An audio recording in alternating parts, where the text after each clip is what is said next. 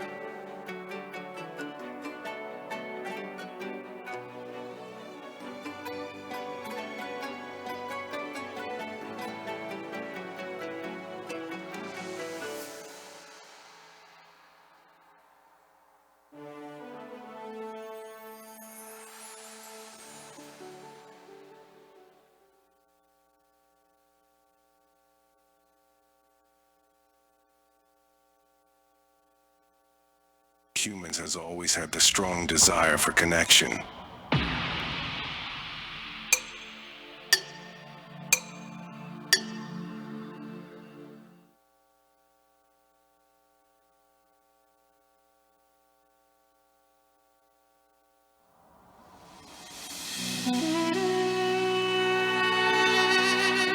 Father, look at the bright star. That star is Suhail, my dear. It has always guided us to rain and good fortune. I want to touch it, Father. Can I? You won't reach it alone. I'll help you.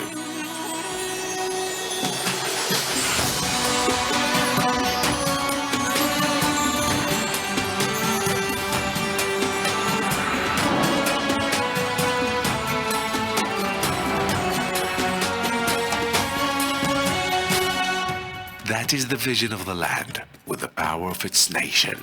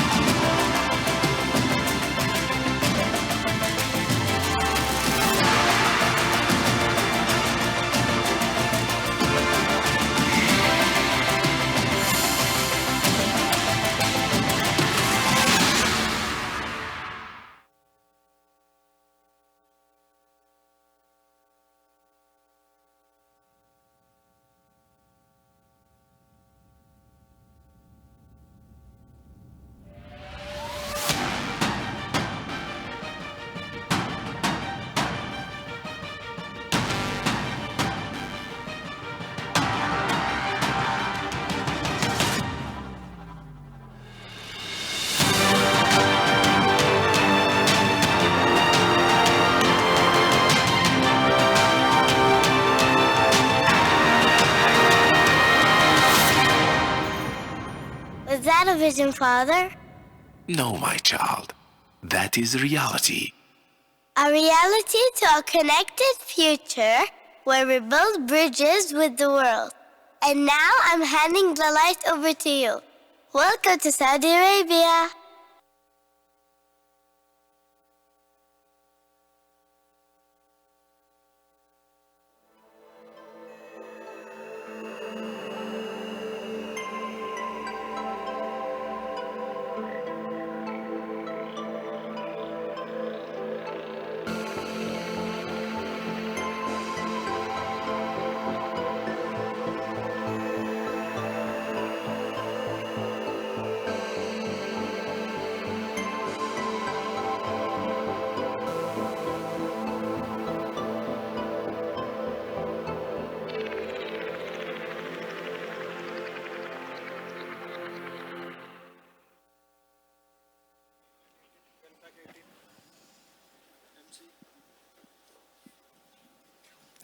Please welcome to the stage Mr. Lee Jong-hwa, Under Secretary General of the United Nations Department of Economic and Social Affairs.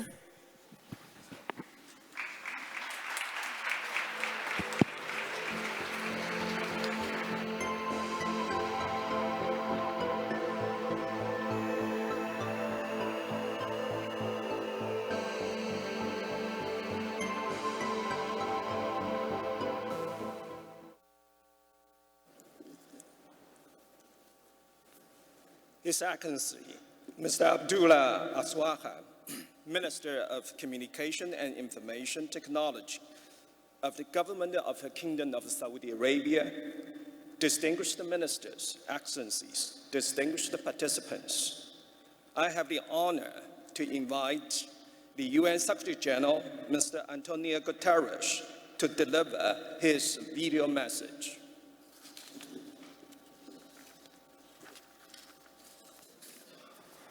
Excellencies, I'm pleased to greet the Internet Governance Forum and thank the Kingdom of Saudi Arabia for hosting this gathering. I also thank my Internet Governance Leadership Panel for their extraordinary work throughout their mandate. Dear friends, digital technology has fundamentally reshaped our world and holds enormous potential to accelerate human progress. But unlocking this potential for all people requires guardrails and a collaborative approach to governance. In September, world leaders reached a critical milestone, the adoption of the Global Digital Compact. The Compact is the blueprint for humanity's digital future. It's the first comprehensive framework of its kind, based on a simple but important principle. Digital technology must serve humanity, not the other way around. And the Compact breaks new ground in three ways. First, it expands the vision of the World Summit on Information Society to not only bridge the digital divide, but recognize technology as a global public good. Second, it aims to address rapidly emerging challenges that have been missing from the global digital debate, from combating hate speech and protecting vulnerable populations online, to ensuring that data benefits societies instead of contributing to further concentration of economic power. And third, the Compact includes the first truly universal agreement on the international governance of artificial intelligence. It commits governments to establishing an independent international scientific panel on AI and initiating a global dialogue on its governance within the United Nations. It brings all countries to the AI table, and it supports efforts to build AI capacity in developing countries. Dear friends, the Global Digital Compact also recognizes the Internet Governance Forum as the primary multi-stakeholder platform for discussing Internet governance issues. As the world implements the Compact, the work and voice of your forum will be critical.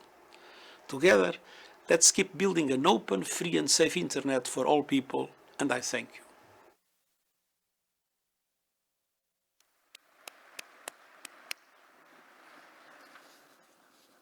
Thank you, Mr. Secretary General.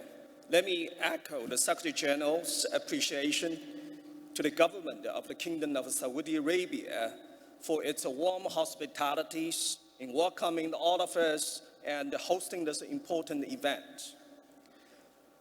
The world today faces unprecedented challenges. Effective digital governance plays an important role in navigating this complex landscape. Digital technology has proven its power.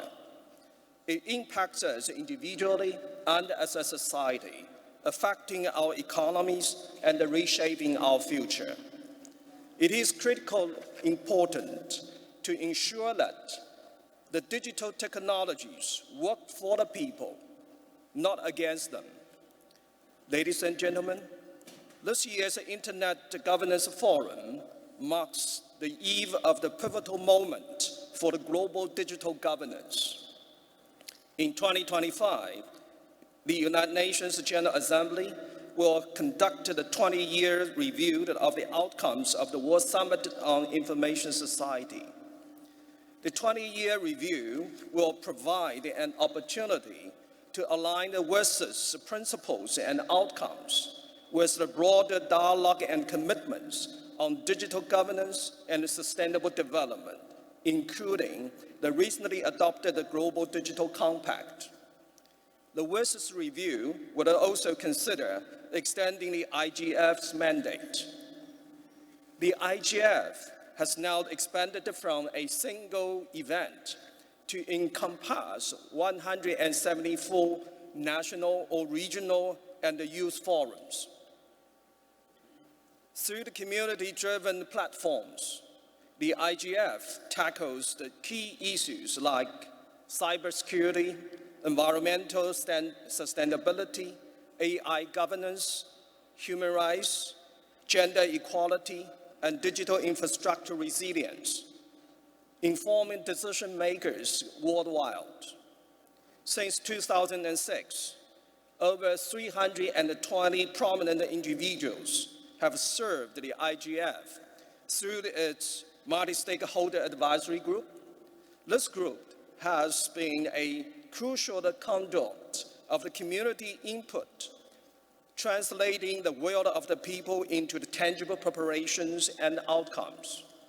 Likewise, the leadership panel in the last 2 years has made the IGF stronger than ever, ensuring our values and missions continue to drive the impactful dialogue and solutions at the highest levels. I'm truly proud of what we have achieved together. Through the IGF, you stand as a guardian of an accessible, affordable, safe, and resilient internet. Together, we are working through the challenges of the rapidly changing digital landscape, such as sophisticated cyber attacks and the swift rise of generative AI, while maintaining the internet as a force for good. As we prepared for the WSIS Plus 20 in 2025, I invite all of you to unite like never before through the IGF platform to advance the meaningful change. First, your continued efforts that are needed to ensure that IGF bridge the digital divide by serving both developing and developed countries, building capacity across the sectors and boundaries, and fostering a cooperation between the global North and global South. Second, I encourage all of you to strengthen the local internet governance by supporting national and regional IGFs as the multi-stakeholder forums to address local needs and inspire solutions.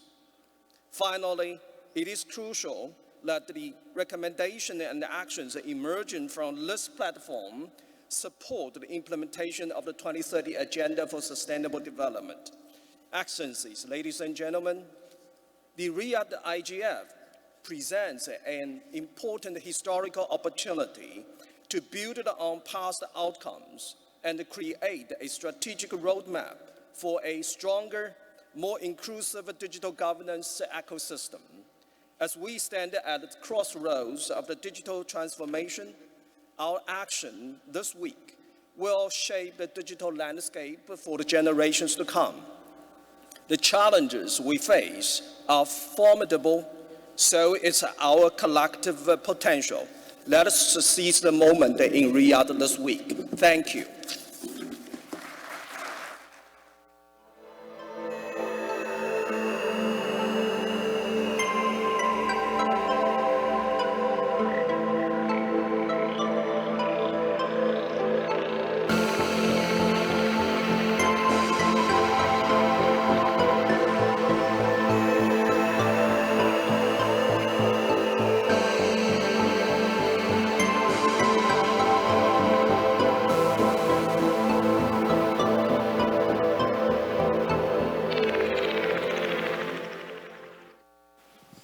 And now, it is our pleasure to invite His Excellency, Engineer Abdullah Swaha, Minister of Communications and Information Technology of the Kingdom of Saudi Arabia, to the stage.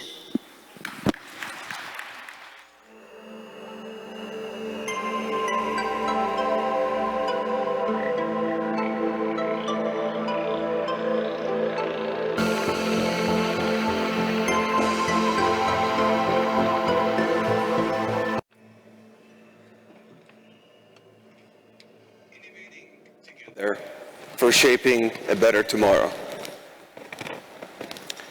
In last year's IGF in Kyoto, Japan, I met one of the experts in IGF, and he told me, internet governance, what a complex topic. And we're not quite sure whether IGF is relevant to the WSIS moving forward. And this is why I decided to devote my speech on, first of all, making sure on a multilateral perspective, in a multi-stakeholder fashion, we appreciate the importance of governance and how I would argue it is one of the most fundamental levers for us to innovate together for shaping a better tomorrow. The world is talking today about internet governance, digital governance, AI governance, cyber governance. So what is governance? In very simple terms, governance goes back to the first industrial revolution, the steam engine, out of which there was a component called the governor, which basically controls power and creates balance for steam to make sure that we can benefit humanity for the greater good. But that definition is 563 years off, because it's actually the heart of the Arab and the Muslim world during the Islamic and Arabic golden age, in which we introduced to the world gears in a system called a sapia, which is an irrigation system by Al-Juzari, which basically controlled the flow of water for, once again, power and distribution of resources for the greater benefit of humanity. So why is it very critical? We are today talking about digital divide. But before we talk about that, we must zoom out and talk about the global divide, and then zoom in on the way forward, talking about AI divide and the need for a new AI governance model. So let's talk about the global divide. Globally, we have 8.2 billion population. If you look at the north and the south, 1.3 billion up north and 6.9 billion in the south. But if we look at the distribution of wealth, and let's use global GDP as a proxy, there's roughly $110 trillion worth of GDP output in the world. How are we doing? 45 trillion for the global north and 65 trillion for the global. That does not seem too bad. But where's the disparity and the divide is that when you look for per capita, it translates into 35,000 per capita up in the north and 10,000 in the south. So for every dollar being made in the global south, in the north, somebody makes $3.5. That doesn't sound right. And it's not a surprise that as a result of that, it's going to take us 134 years to close down the digital divide in gender and the global gender divide. And it's not a surprise that the global gender divide is costing humanity $7 trillion. And talking about another $7 trillion, global trade barriers today are costing us as much, and the cost of inaction in climate change is $6 trillion. Mind you, that's the size of 5 to 6 G20 nations. Let's talk about the digital world. Are we doing any better? In the north, we have 1.1 billion people connected, 91%. Great job. In the south, we have 2.5 billion people left behind, with only 4.4 billion connected. And when we're talking about 15% of the global economy happens to be the digital economy, $16.5 trillion, how does that fare in terms of per capita execution? Once again, in the global south, it's $1.4 thousand, and in the global north, it's 5,000. Yet again, for every single dollar in the south, $3.5 in the north. That doesn't seem right. And it's not a surprise that the cost of this divide in the digital world means a third of the world being left behind. We still have 5 million shortage when it comes to the talent in cybersecurity. We have the governor of Sadaya here. We have a 3 million shortage in data and AI specialists. And we have still a long way to go in terms of the gender digital divide. And this is why, in collaboration with you, the ITU, UNDISA, the Digital Cooperation Organization, and in Saudi Arabia, leading by example, we have launched initiatives like Connecting from the Skies.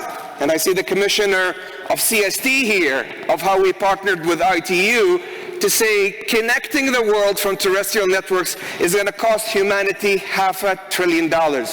We could connect it from the skies in partnership with ITU.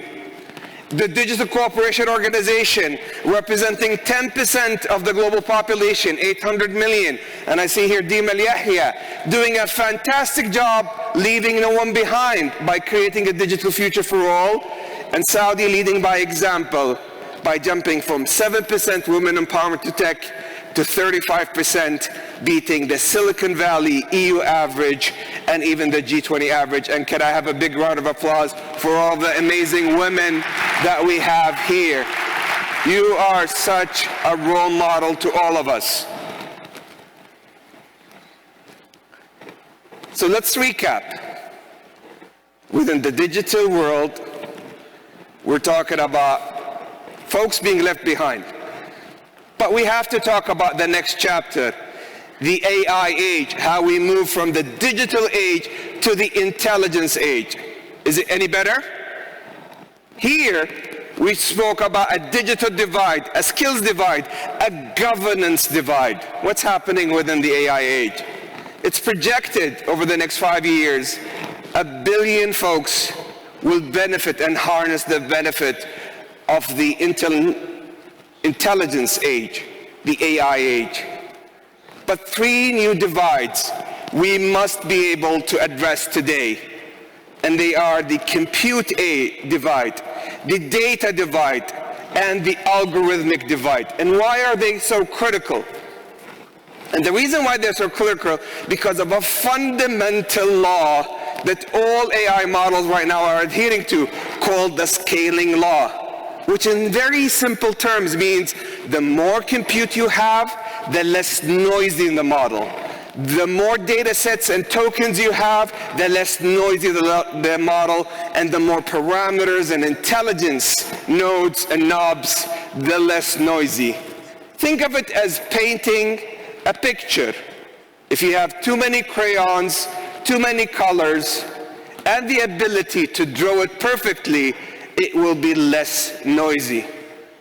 And that's why, in partnership and collaboration with you, in today's IGF, and for the next 20 years, we must agree on a governance model that is able to tackle these 3 challenges: the compute divide, the data divide, and the algorithmic divide.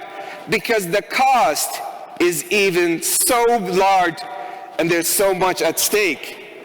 We're talking about a gap of compute capacity about 63 gigawatts, where only a handful of nations can be able to deliver that. We're talking about a 10 million shortage between data scientists, cybersecurity professionals, and AI professionals to close down the divide. And we're talking about 7.5 billion people left behind. And we're no longer talking about the global north or the global south. We're talking about, if we're talking about 8 billion people, 8 out of 10 of you will be left behind. And this is why this is relevant to all of us. And if we did not achieve multilateralism and multi-stakeholder in the past, we must agree on consensus in this IGF. And we need, once again, to tackle the algorithmic divide, the data divide, and the compute divide. We need an algorithm to make sure that we are helpful, honest, and harmless, to make sure that there is no bias that leaves anyone behind, or an AI or a data scientist that is inserting and hard-coding a guardrail to exclude any of us. We need to make sure that the data is accessible, accurate, and accountable, and no synthetic data that is being modeled to exclude one group versus the other. And what are we doing about that? We're doing a lot of things in collaboration with you. Sadaya, in partnership with the UNESCO, have launched the iCare Center. How we have aligned with all of the members of the UN to make sure that AI research and ethics delivers on the honest, harmful, or harmless and helpful AI models and algorithms for the world. How we make sure that the Digital Cooperation Organization have launched the Generative AI Center of Excellence, making sure that we leave no one behind in the Global South. And we have a very loud voice, and for closing down the digital and AI gap in skill sets, we're partnering with the ITU and UNDISA with the equals. When it comes to compute, 63 gigawatts worth of power, handful of nations. We have a fiduciary duty to make sure that this general purpose technology leaves no one behind. It has to be scalable. It has to be secure and robust, respecting your sovereignty and serving the world. And it has to be sustainable. It cannot add insult to injury to the $6 trillion cost of ineffective action to climate change. And this is why, in partnership with you and with the global leaders, the kingdom is leveraging its land, capital, captive market, and energy in partnership with global players like Google, Grok, and Samba Nova to build one of the largest AI training and inference nodes to service humanity. And we have to move from digital public infrastructure to AI public infrastructure. Because if we take the case study for telemedicine, it's good enough that we cut waiting times by delivering the largest virtual hospital. And I want to congratulate the Minister of Health for this achievement under the guidance and support of His Royal Highness Mohammed bin Salman, delivering 50 million virtual consultations, not for the kingdom, for the region. But the next evolution is taking the first full robotics heart transplant to be able to close down the shortage of heart surgeons around the world. And this is why it has to be digital public infrastructure with AI public infrastructure. And is Riyadh the right place to achieve it? History is a great predictor of the future.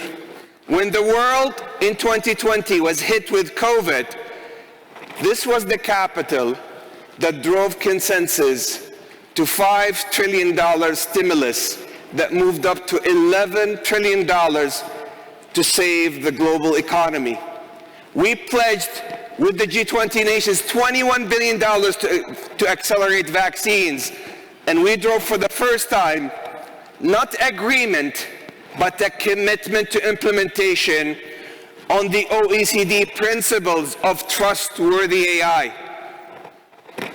And if you're talking about the past couple of years, the work that we have done with UNDISA, with the UNESCO on ethics, with the DCO, with the Gen AI Center of Excellence, and as a proud member of the global community that signed on the Pact of the Future, the Pact for the Future for the Global Digital Compact as an input parameter to the WISs, to IGF.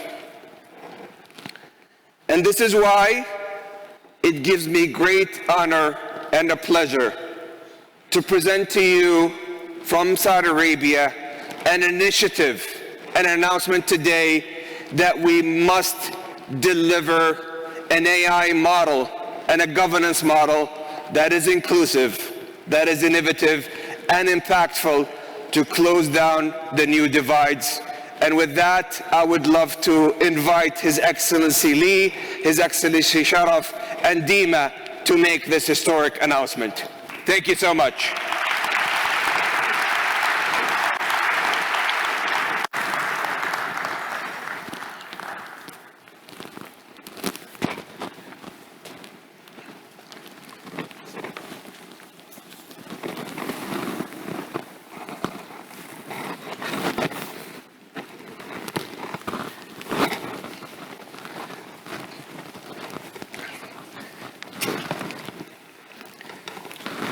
In the middle, please.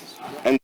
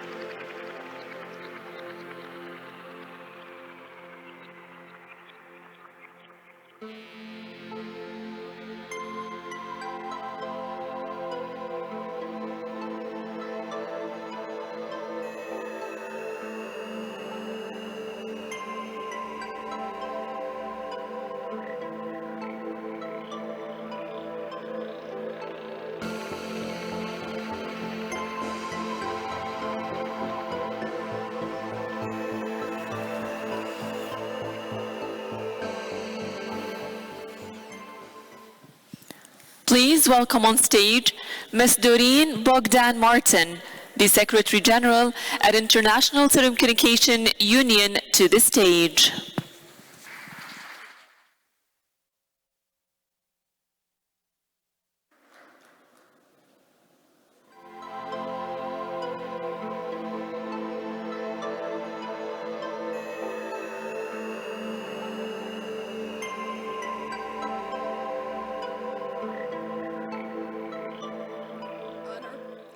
Honorable ministers, excellencies, ladies and gentlemen, assalamu alaikum.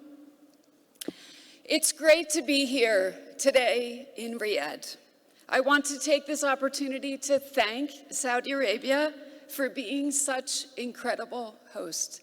And of course, I want to thank His Excellency, Minister Al-Swaha, and your team for making us all feel at home. Let me also congratulate Saudi Arabia on their successful bid to host the FIFA World Cup in 2034. So, ladies and gentlemen, let me start with a question. Where were you in 2005? 2005. Well, Jenilyn Marber was farming vanilla beans in Papua New Guinea. She had never sent an email, she had never made a video call, and she'd never used the internet. A couple of years ago, Jenilyn received a digital skills training from the ITU and from FAO, and today she has a thriving e-commerce business selling her vanilla beans all over the globe.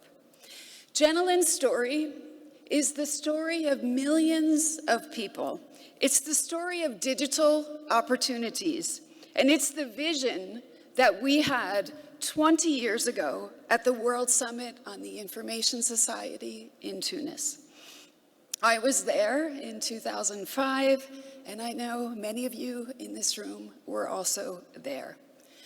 Back then, 1 billion people were connected, and here in Saudi Arabia, it was about 13% of the population. Of course, those numbers have changed dramatically over the past 20 years. But ladies and gentlemen, we have to ask ourselves, how are we measuring progress?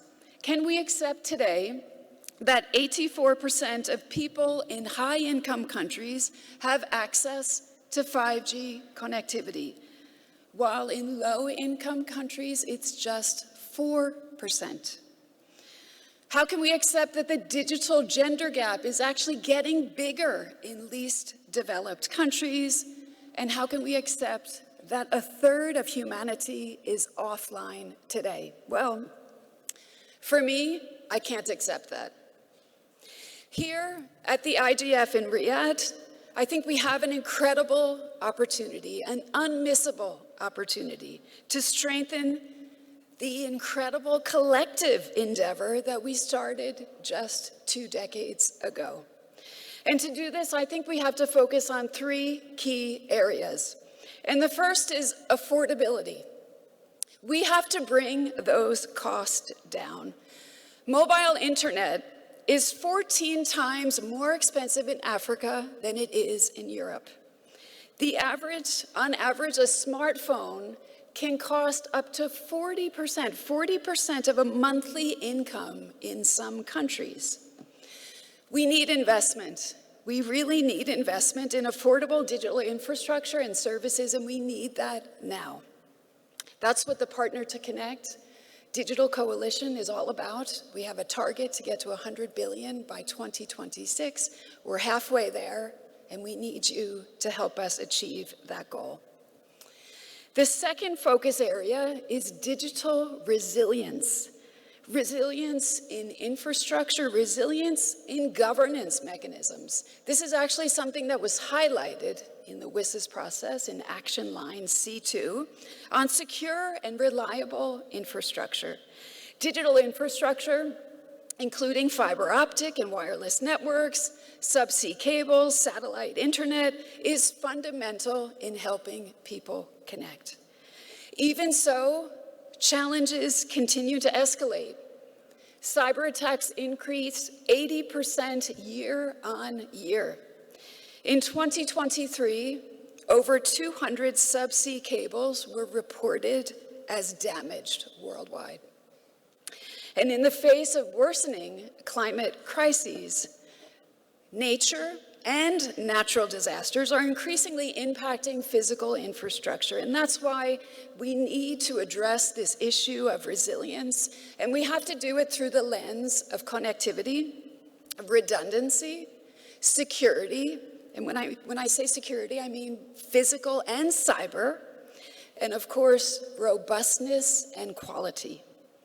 With the Global Digital Compact as a key milestone on the journey to the WSIS Plus 20 review next year, I think we have an incredible opportunity to strengthen that foundation, to build a more resilient and digital future. And then the third piece, which His Excellency so eloquently described, is digital inclusion. Digital inclusion in all its dimensions, including skilling. We must move from conversation to concrete action.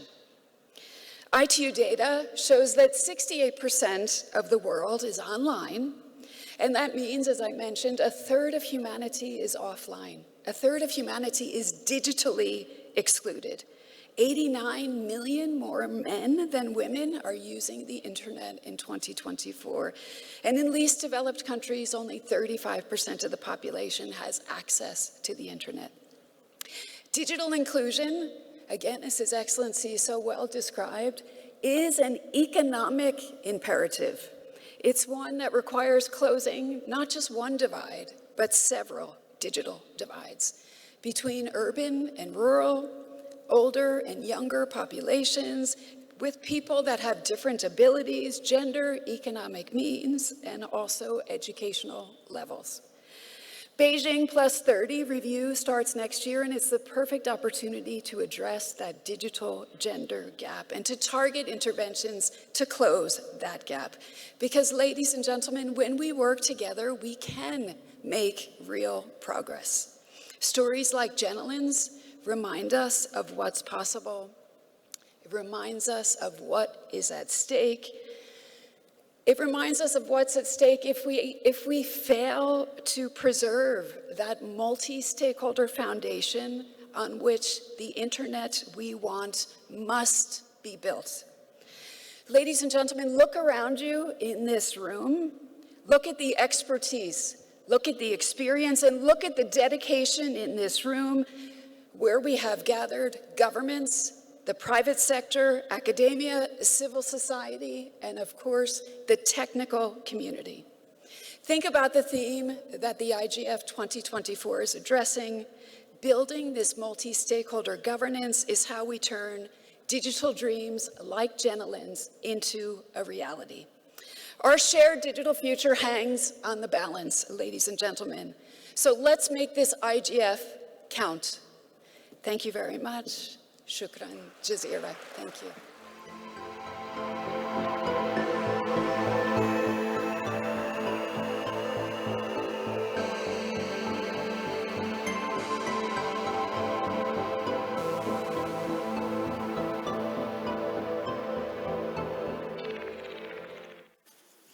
Please welcome on stage His Excellency Mr. Krzysztof Kowalski, the Deputy Prime Minister and Minister of Digital Affairs of the Republic of Poland.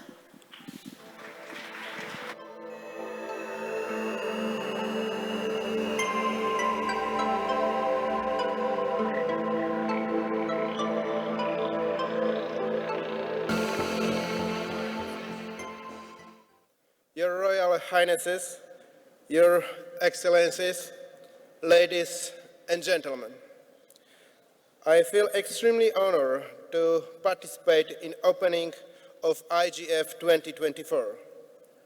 The IGF 2024 program focuses on 4 key areas, each of which is essential to the ensure of the digital space evolves in inclusive, responsible, and sustainable way. The Internet has become the bloodstream of the modern economic system, driving growth, leveling the playing field, and connecting people around the world. It is a space that enables access to knowledge, communication, innovation, trade, and cooperation, and helps to solve global changes.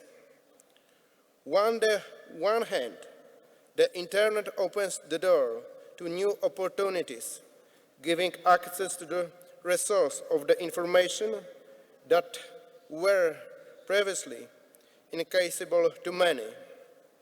On the other hand, it is also a place where previously security and equality changes arise. It is up as how we use the powerful resource. Joint efforts must focus on ensuring that the Internet reflects the values that are fundamental to us: openness, fairness, respect to human rights, and equality.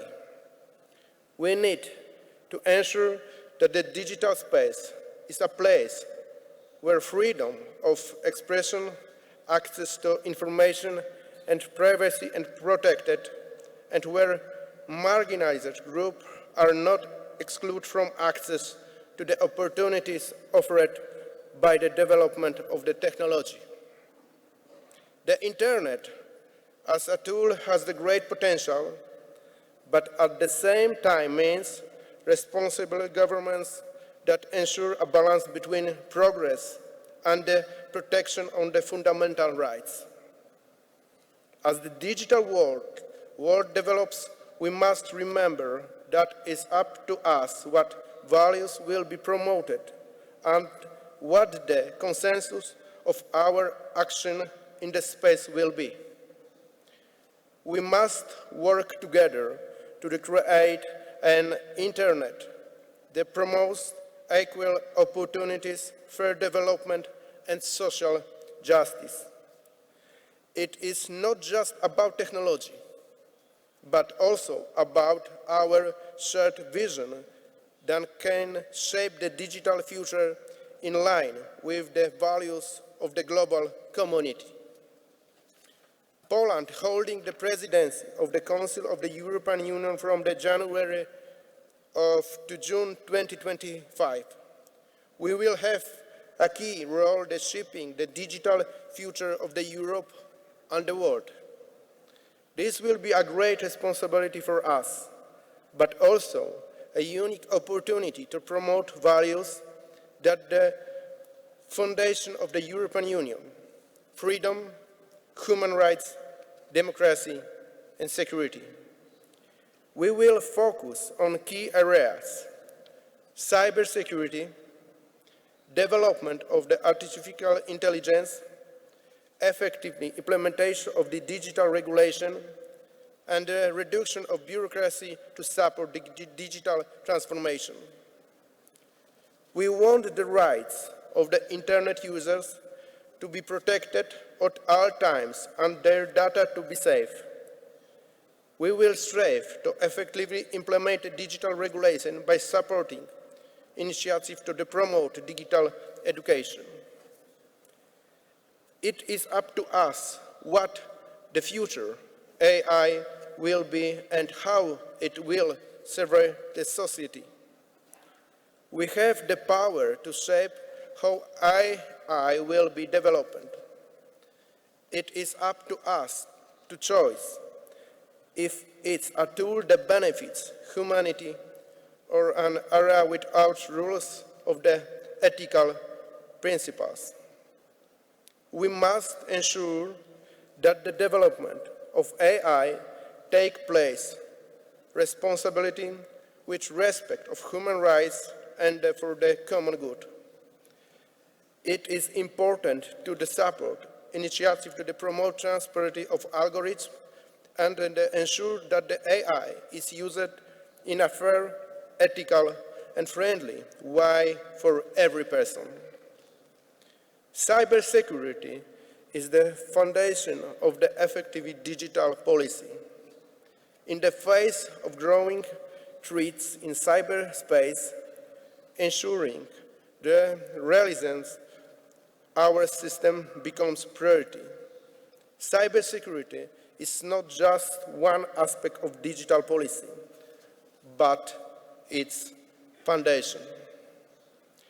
Without cybersecurity, it is impossible to safely develop innovation, to run business activities, or to provide access to public services online. For this reason, we need strained international cooperation. I'm sure that we can achieve these goals only by working together. Next year, we will be extremely important from the point of view of Internet and entry digital space governance. Together, we will review the 20 years of the World Summit of the Information Society, and we will develop recommendation and action line for the coming years.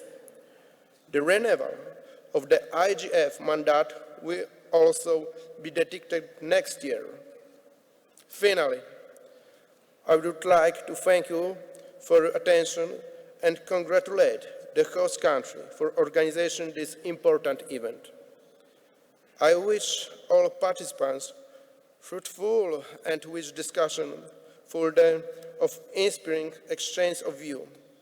I believe today's meetings will always ask the face difficult questions, to which we will find wise answers. This confirms the importance of dialogue with IGF, a dialogue that allows us to shape together a digital future based on values that unite us all. Thank you very much.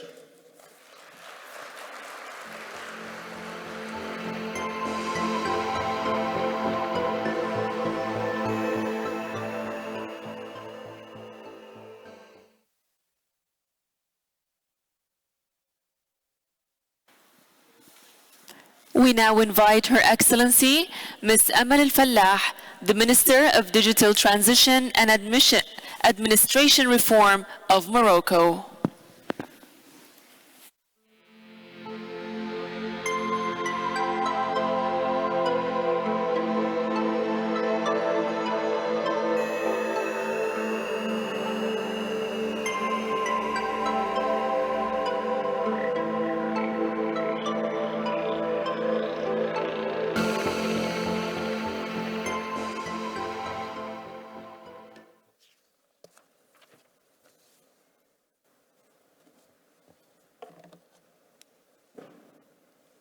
الحمد لله والصلاة والسلام على مولانا رسول الله وآله وصحبه. Excellency Mr. Abdullah, Minister of Communication, Kingdom of Saudi Arabia. Mr. Liu Junhua, Under-Secretary General of United Nations. Esteemed participants, ladies and gentlemen, Assalamu alaikum. I feel really honored to participate to the opening of this IGF session.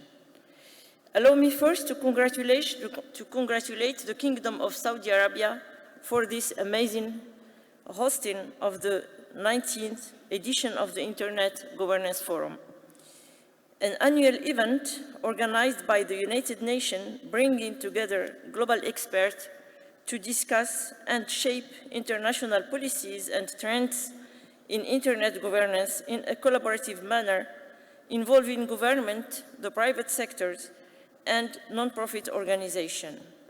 And I seize this occasion to congratulate, once again, the Kingdom of Saudi Arabia leadership and people for hosting the FIFA World Cup 2034. This achievement is a significant addition to the Kingdom's growing record of milestones achieved in various fields in line with the objective of Vision 2030. Today's high-level session topic is a crucial one as it tackles transparency and explainability in AI, a subject which concerns each one of us and all together. It is to mention that the Kingdom of Morocco is one of the first countries to announce the official implementation of UNESCO's recommendation on the ethics of artificial intelligence, an implementation which confirms the Kingdom's commitment to implementing the provision of this recommendation, which aims to benefit from technology and reduce the risks associated with it. Ladies and gentlemen, Morocco is positioning itself today as a leader on the African continent in the field of artificial intelligence, thanks to the enlightened vision of His Majesty King Mohammed VI, may God assist him, who called on the importance to be optimally leverage the enormous development opportunity digital transition provides. Please allow me to recall some important involvement towards AI development at the global level from Moroccan point of view. Last June, for example, we organized a high-level forum at the African level that provided the African Consensus of Rabat as a call to action for trustworthy AI. Morocco hosts also a Category 2 center under the auspices of UNESCO, the first of its kind in the African continent, and this center is called AI Movement, that I had the honor to be the president, the executive president, and now I am the honorary president of this Center of Category 2 of UNESCO. The same Category 2 of UNESCO, iCare, was accredited to Saudi Arabia in parallel, and we are collaborating together in AI and ethics since that time. I would also like to recall the report issued by UNESCO last May in Rabat on the extent of Morocco's readiness to benefit from the opportunities offered by AI. The report recalled that the Kingdom of Morocco has developed its digital ecosystem, particularly regarding communications, access to data, safe use of the internet, and protection of personal data, which are key elements for addressing the issue of AI. And as we are addressing today AI from an ethical perspective, I must mention that Morocco has been a key player in AI international ecosystem. I recall the Manhattan Declaration on Inclusive Global Scientific Understanding of Artificial Intelligence, which I had the honor to be one of its signatories last September, along with 21 top AI scientists and researchers. A declaration that took place on the sidelines of the 79th session of the UN General Assembly in New York. Also, Morocco has launched about 2 months ago the national digital strategy called Digital Morocco 2030, a strategy which has received the gracious endorsement of His Majesty, the King Mohammed VI, may God assist him.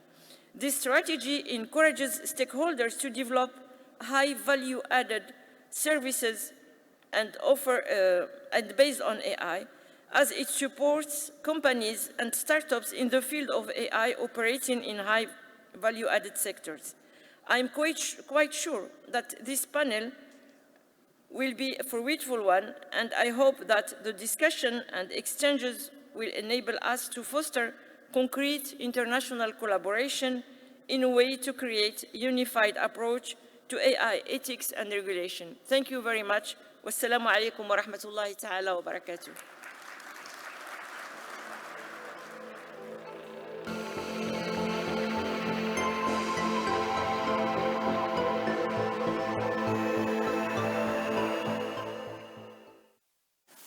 Please welcome on stage Mr. Torkier Mikkelsen, the State Secretary of the Ministry of Digitalization and Public Governance at the Government of Norway.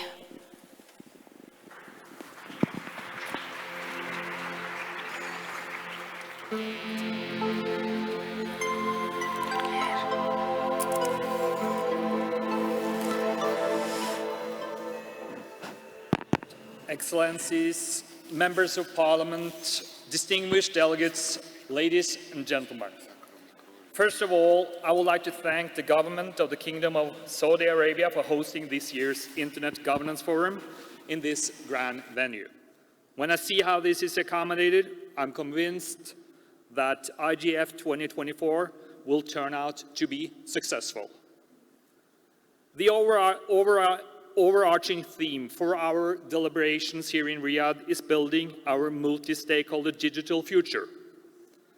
This is indeed an appropriate and fundamental guiding principle when we together consider how to develop digital solutions and the internet to the benefit for the global community and for the next generations. The IGF has been a stalwart advocate for an open, accessible, and inclusive internet since the first forum in 2006. The Norwegian government firmly believes that all interest parties shall be involved in the process of governing the internet, preserving its openness, and shaping its future. A close international cooperation and inclusive digital governance is key in order to connect the unconnected and release the full potential of the internet for everyone. Because the internet's impact has never been more significant. It shapes the everyday life of people and businesses all over the world. It stands at the heart of our digital future. Hence, we need to work together to develop and deliver a trustworthy and safe internet for mankind. Technology development is not without risk, including for our democracies. The current discussions on AI, the too often practice of internet shutdowns, as well as domestic and transnational disinformation campaigns are cases in that point. We need to establish frameworks which ensure responsible technological innovations and development, respecting human rights and privacy. Human rights are not only valid in the physical world, they must also be protected in cyberspace. After all, the internet should be the place where all individuals can exercise their civil, political, economic, social, and cultural rights. Norway remains dedicated to preserving and promoting these rights in the digital realm. Looking ahead, I furthermore emphasize that we all need to take into account sustainability and the United Nations Sustainable Development Goals when we transform societies through digitalization.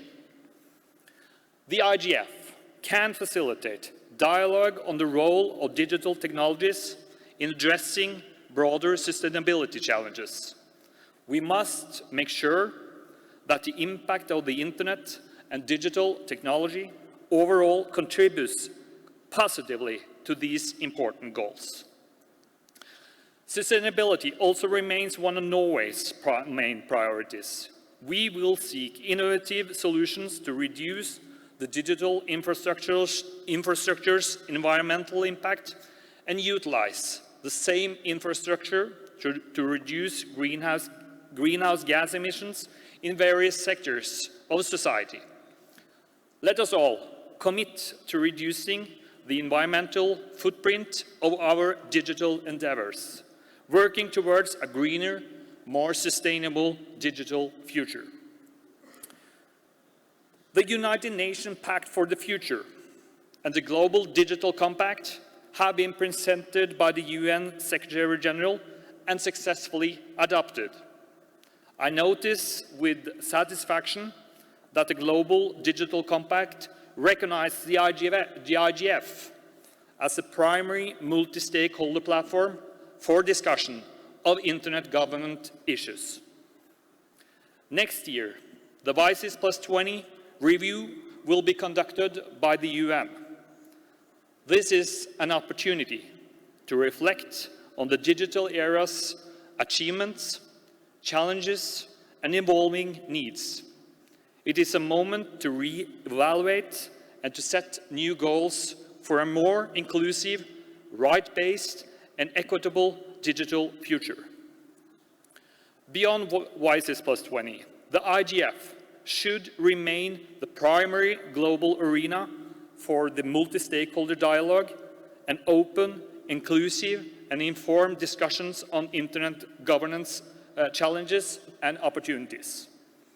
The IGF should continue to develop policies and practices that ensure that the internet remains a force for positive change, innovation, and global connectivity. Norway wishes to contribute to further develop the IGF as a vital and inclusive arena for all stakeholders. Next year, the IGF will be convened in Norway. On behalf of the Norwegian government, I wish you all welcome to the IGF that also marks the occasion of the forum's 20th anniversary, which is a pivotal moment for shaping and enhancing the multi-stakeholder dialogue for the years to come. Together here in the vibrant city of Riyadh, as well as in my home country next year, we shall strengthen diversity and collaboration through inclusive digital governance, which is crucial for a vibrant and sustainable digital ecosystem. So, let's shape the future together. Shukran. Thank you for your attention.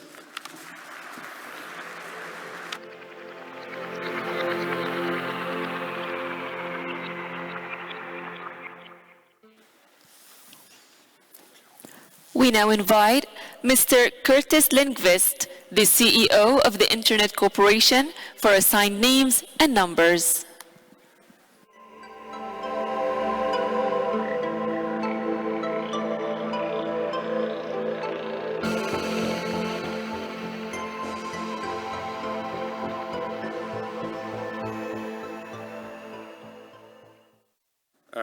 Honorable Ministers, Excellencies, distinguished participants, colleagues, ladies and gentlemen.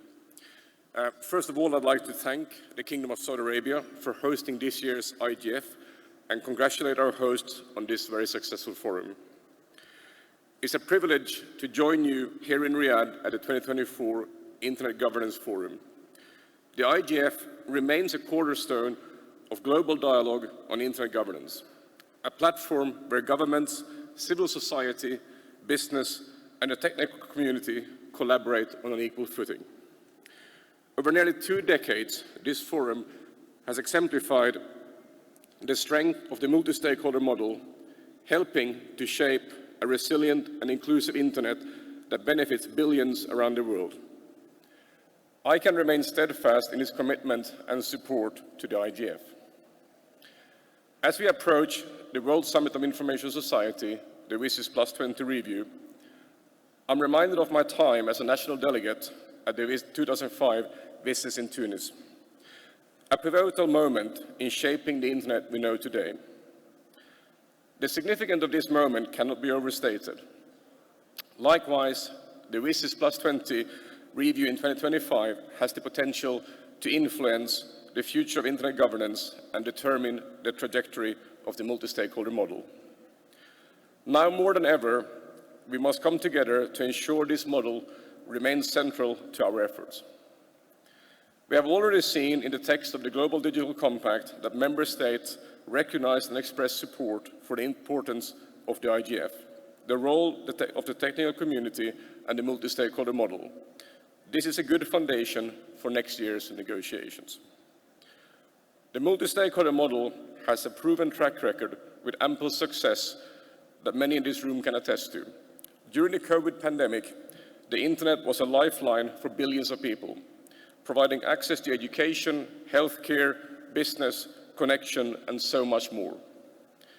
It withstood unprecedented demand without faltering, a testament to decades of collaboration, technical resilience, and shared governance. This includes the critical contribution of organizations like the Internet Engineering Task Force, whose work on technical standards has been fundamental to ensuring the Internet's stability and growth. Beyond the pandemic, the multi-stakeholder model has driven progress across multiple dimensions of Internet governance. Take, for example, the strides we have made in fostering a multilingual Internet. Through efforts like internationalized domain names and universal acceptance, we have enabled people to access the Internet in their native languages and scripts, furthering inclusivity and broadening access. Looking forward, we must build on our achievements to create a future that is inclusive, equitable, and accessible for all. Today, 5.6 billion are connected to the Internet, yet billions remain unconnected. Many who are online still face barriers such as affordability, accessibility, and digital literacy.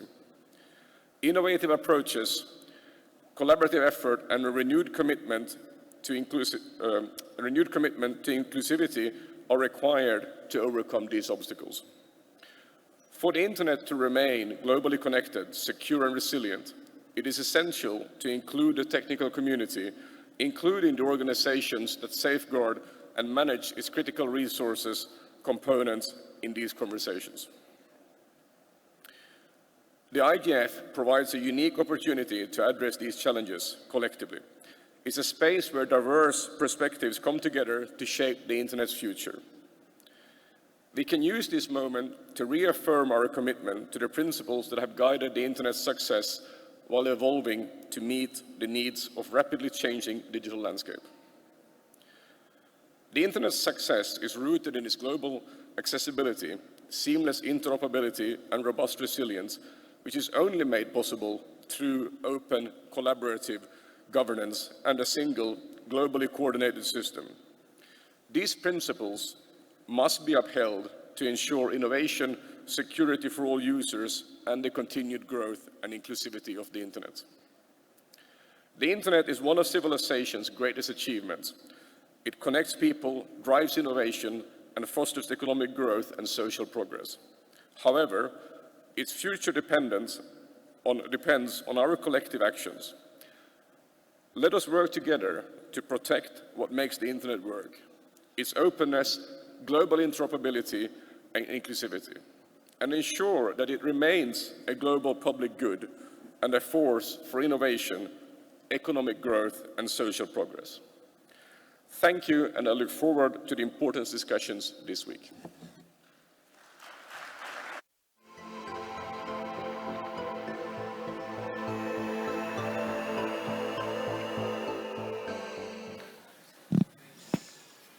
Please welcome on stage Mr. Tawfiq Jalasi, the Assistant Director General at United Nations Educational, Scientific and Cultural Organization, UNESCO.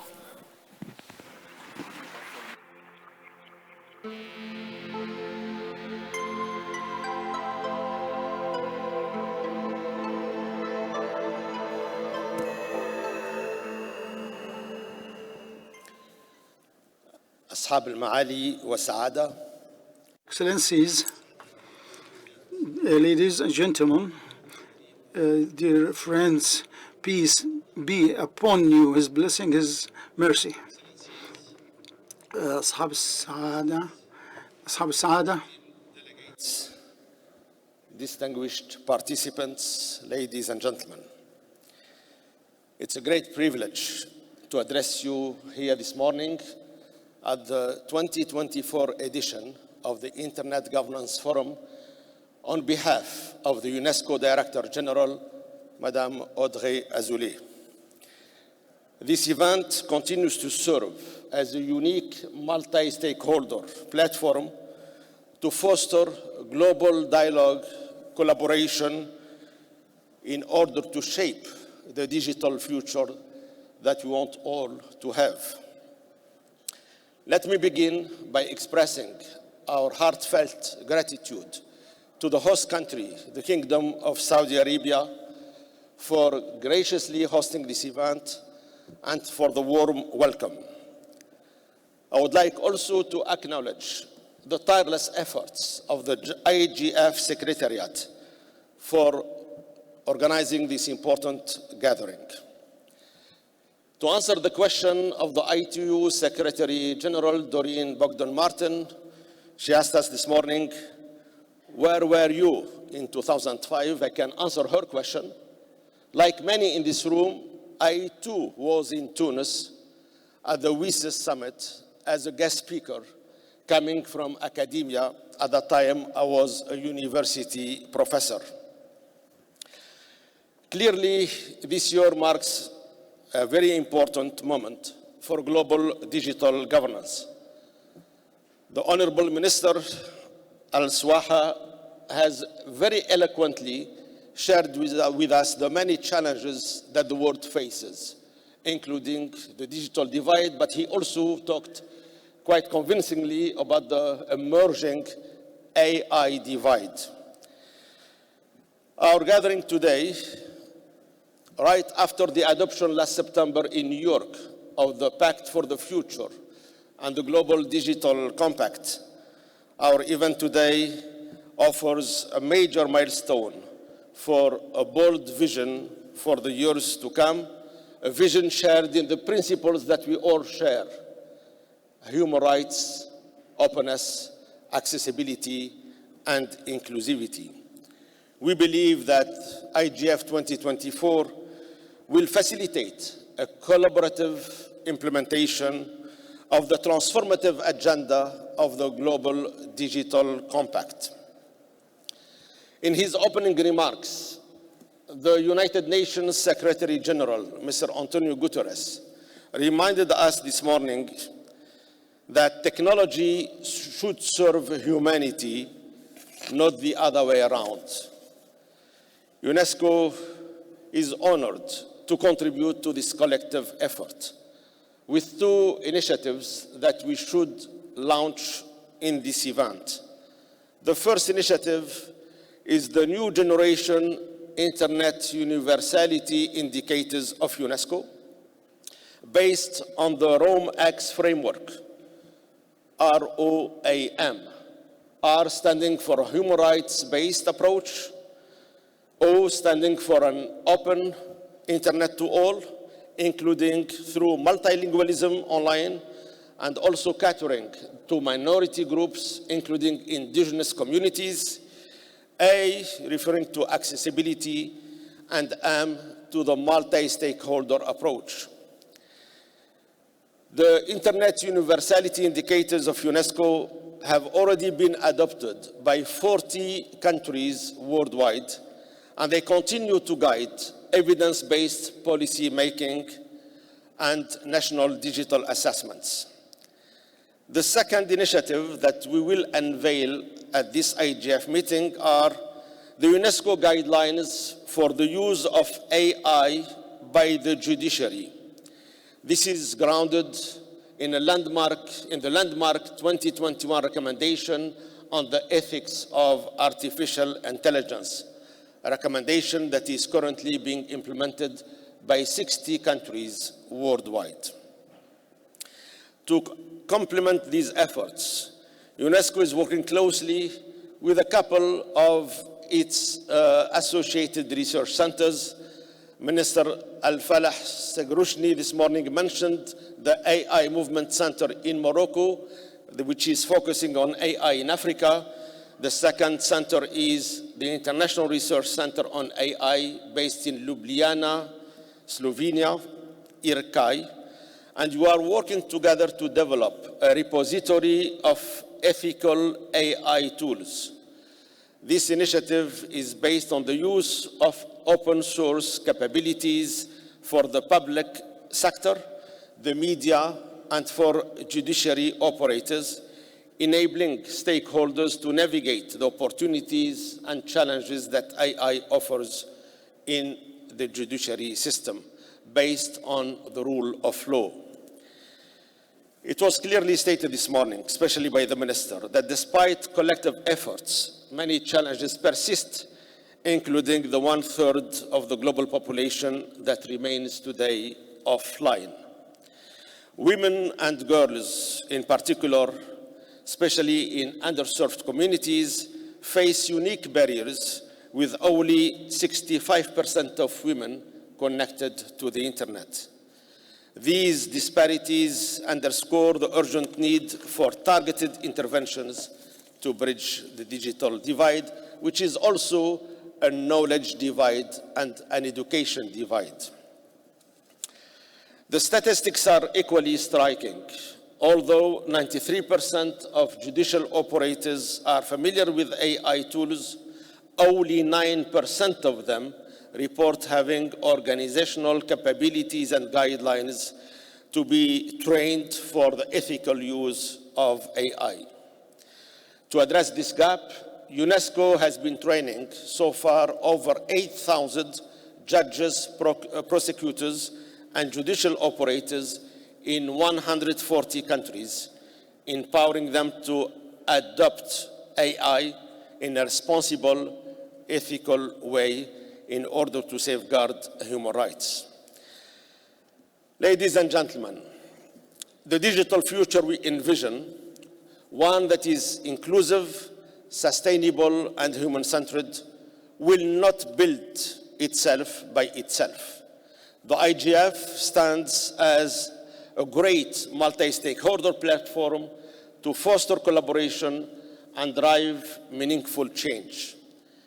Let's continue leveraging this unique forum to build an internet of trust, an internet that empowers us all, that bridges divides, and that advances a truly human-centered digital future. شكراً جزيلاً وتمنياتي لكم جميعاً بالنجاح والتوفيق في هذا المؤتمر العالمي الهام. Thank you.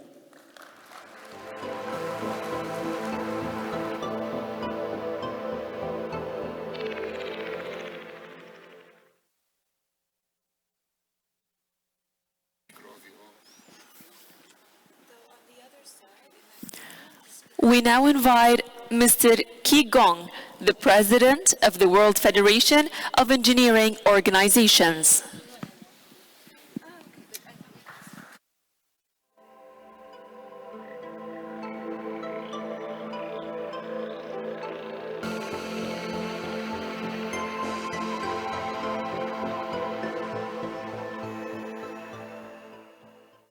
Honorable leaders, distinguished colleagues, ladies and gentlemen, good morning.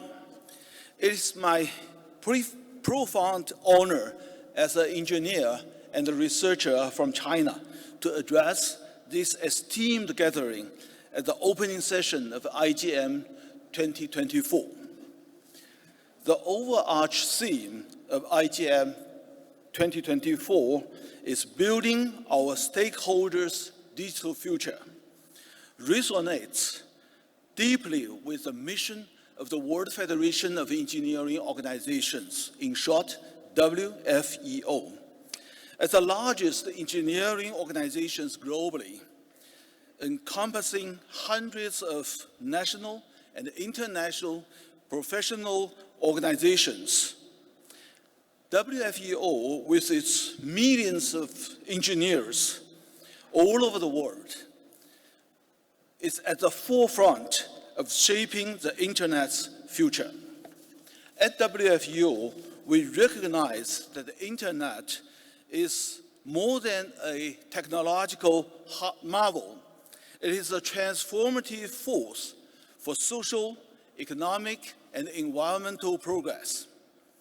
Its potential to bridge the divides, connecting people, and foster innovation is unparalleled. However, this potential can only be fully realized if the internet remains accessible, secure, and inclusive. As engineers, we bear the responsibility to ensure that the technology we create serves the best interest of the society. This responsibility includes designing resilient systems that safeguard against cyber threats, uphold user privacy, promote digital literacy, and equitably distribute the digital benefits to all people, especially the marginalized communities. In the days ahead, we aim to contribute unique perspectives and voices of engineers to policymaking and standard-setting processes, particularly on the discussions about digital infrastructure, cybersecurity, and the pivotal role of engineering in achieving the United Nations Sustainable Development Goals. Taking this opportunity, as an academic researcher, I wish to highlight the fundamental importance of basic research in network information theory and intelligence theory.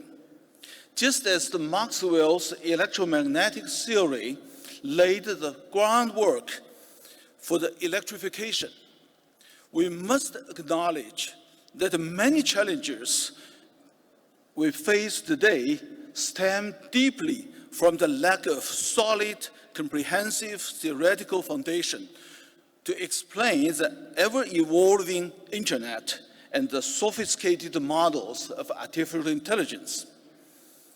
Therefore, it is imperative to invest more attention, more resources, and more efforts into fundamental research in this domain. All of us know, only with collective efforts we could better develop and govern the internet as a global resource that benefits all people and the globe. I would like to leave you with an inspired African proverb. If you want to go fast, go alone. If you want to go far, go together. Thank you.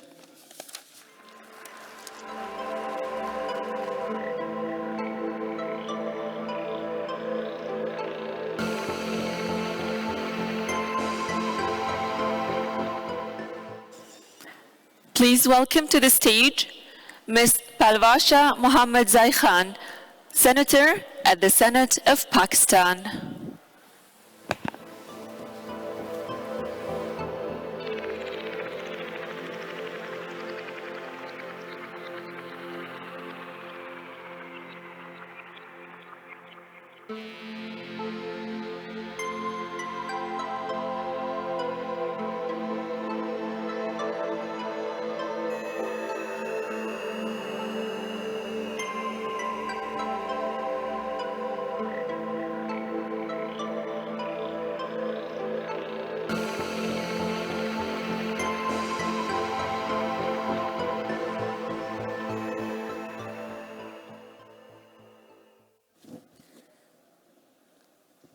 Bismillahirrahmanirrahim. Honorable parliamentarians, distinguished guests, ladies and gentlemen, Assalamu alaikum. I'm deeply honored to express my profound gratitude to the United Nations Internet Governance Forum, IGF, the Interparliamentary Union, and the Shura Council of Saudi Arabia for convening this significant parliamentary track, which seeks to strengthen digital cooperation in our interconnected world. Today, digital transformation is fundamentally reshaping governance, resource allocation, service delivery, and public engagement.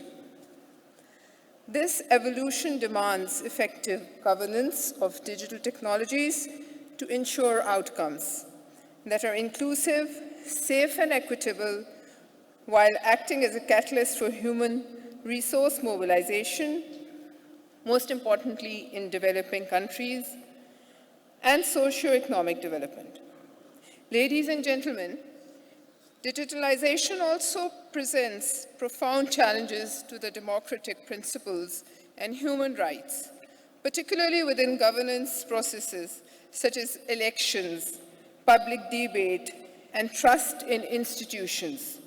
It is imperative that we as parliamentarians and leaders move beyond merely sharing these challenges. We must make tangible commitments to address these socio-economic issues through laws and policies that prioritize inclusivity, accountability, and people-centered outcomes, especially in the face of transnational complexities and governance gaps. Parliamentarians must strengthen the present multilateral mechanisms for governance of digital technologies and similarly extend support to countries that are lacking governance capacity. A whole of society approach is essential, one that collaborates with local leaders, companies, and digital innovators to develop vibrant and inclusive digital ecosystems rooted in sustainability, accountability, and rights. Ladies and gentlemen, Pakistan is making significant strides towards embracing the digital era through strategic initiatives and policies under its vision of Digital Pakistan. Our strategic initiatives include the Digital Pakistan Policy 2018, Cyber Security Policy of 2021, the Draft Artificial Intelligence Policy, and the Personal Data Protection Bill. These efforts are complemented by investments in infrastructure, innovation, and frameworks like the Computer Emergency Response Teams, and to enhance cyber resilience and foster trust in a digital landscape. Through these endeavors, Pakistan is building the foundation of an inclusive, accountable, and sustainable digital future, demonstrating how nations can position themselves as global digital leaders. Ladies and gentlemen, as parliamentarians, our collective commitment must be to collaboration, capacity building, and adherence to international standards. Together, we can bridge global governance gaps and enable an inclusive digital transformation that benefits all of humanity. In the end, allow me to say that there could not have been a more iconic setting for hosting this very important forum, such as the capital of the Kingdom of Saudi Arabia, where the fast march to information technology and development unite with deep traditionalism and the heart of religion. And this creates a beautiful fusion. I also would like to thank the Shura Council especially, and the government of the Kingdom of Saudi Arabia for allowing us a chance to visit the two holy mosques where I will head after this because of this invitation. Thank you and good luck.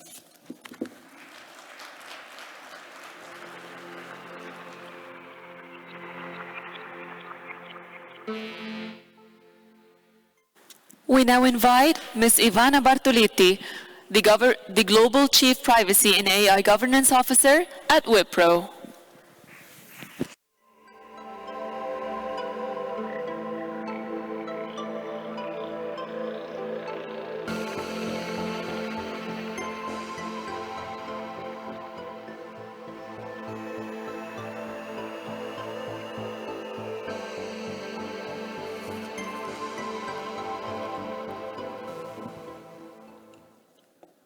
Excellencies, colleagues, honourable members of Parliament, ladies and gentlemen, it's a real honour for me to be here with you today. I think we've said it and we've heard it many times this morning. We are at a watershed moment in the relationship between humanity and technology. It's a fantastic moment for us to be in. Over the last few years, we have seen some amazing things that technology has done for us. Incredible. I have the privilege to work for a large company, and I have seen how much technology does for us. Think about precision medicine. Think about tools that can help reach people with education, with medicine, with health, in places where they could have not been reached before. And think about tools that can support with personalized education, including those who have learning disabilities. And think about the potential in medicine, as was said earlier, with robotic making operations and supporting our health systems. So the potential is fantastic, and we know. And the fact that we talk about the challenges ahead is not because we don't love these technologies, it's the opposite. It's because we want them, we care, and we care about them so much that we want them to work for everybody. And this is the most important thing that we are here to deliver. How digital technologies, artificial intelligence can work and benefit the entire of our humanity. And sometimes over the last few years, we've also seen some pretty bad things. We've seen the internet, the space that was created for us to be closer, sometimes to have too much fake news, hate speech. I was addressing the European Parliament just a couple of days ago on deep fake and the danger they could be used for, especially in silencing women and the most vulnerable in our societies. So there are a few things, just 3 messages that I want to leave you with today. The first one is the digital gender gap. Look, the digital gender gap is not acceptable. Think about artificial intelligence and how that digital gender gap is related to one of the challenges that we are facing in AI, which is fair AI that does not lock people out of essential services, of loans, and of opportunities. Think about bias in artificial intelligence systems that can softwareize and perpetuate and crystallize the society as it is today, whilst we work together to work towards a more brighter future. Bias in AI is very much related to the lack of diversity and gender diversity that we have. And it's really important that we tackle this. Because if we perpetuate the existing world into decision-making around tomorrow, we're going to fail. So gender divide is a priority. The second one, privacy. Look, there is no contraposition, no dichotomy between privacy and innovation. I'd like a strong message to come from us here today and say that pitching privacy against innovation is a mistake and is something that we must not do.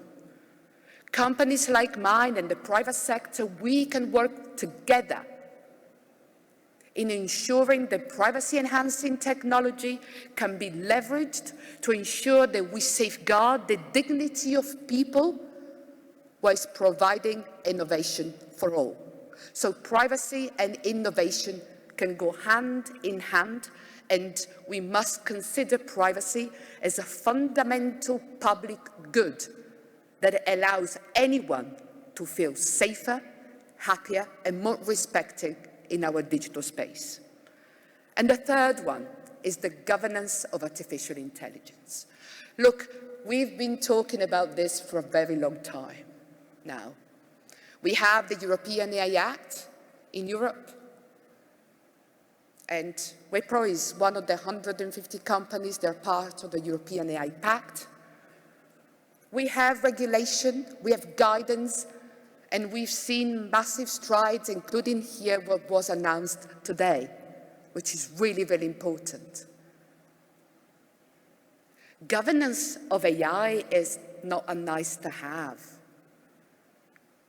Fair, transparent AI, accountable, the possibility for people, for individuals to access meaningful information about how their data, their information is processed and used through artificial intelligence. The possibility for people to know that if they've been prescribed a medicine, if they had an operation with AI, they need to know where the liability is. All these are fundamentally important things to build that trust in artificial intelligence that we need if we want to innovate and transform for the public good. Transparent, fair, and accountable. The Digital Compact is a fantastic step because it translates what human rights means in the age of artificial intelligence. But I want to encourage us to go a little bit further and be able to work together, private sector, government, to see how we are going to bring together privacy, security, and AI, to invest in research so we can do that better, to create tools so that even smaller companies can leverage the best when it comes, for example, to privacy-enhancing technologies in AI. This is a fundamental opportunity that we have right now. And I do believe that the time to shape the relationship between humanity and technology is exactly now. I am delighted to be here. I look forward to this week because I think that we all have an opportunity to shape a digital ecosystem so that it brings benefits to everybody and helps towards creating a better world. Thank you.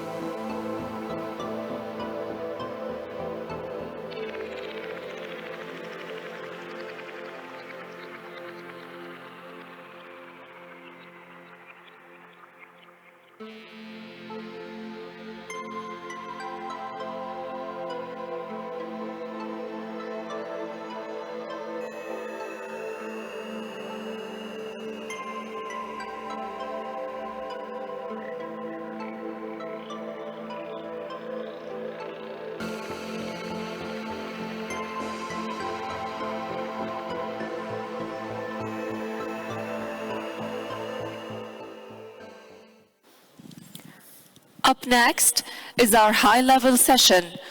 Please welcome on stage the moderator, Dr. Latif Al-Abd Al-Karim, member of the Shura Council, Parliament at the Kingdom of Saudi Arabia.